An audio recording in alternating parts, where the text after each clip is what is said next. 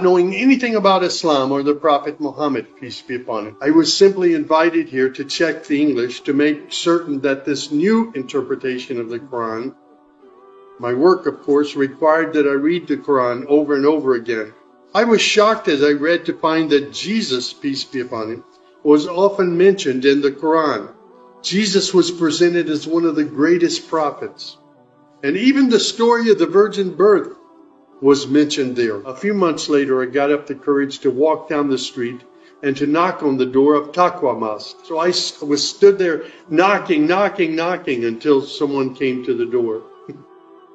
I said, "My name is Samuel. I'm a Christian from the United States. Is it okay if I come inside?" And that man, who was the caller to prayer, he reached out and he hugged me and he said, "Of course, come in." I felt God's presence in that mosque where I said, Al-Shahada. The Quran, which also contains God's revelations, is still intact in its original form.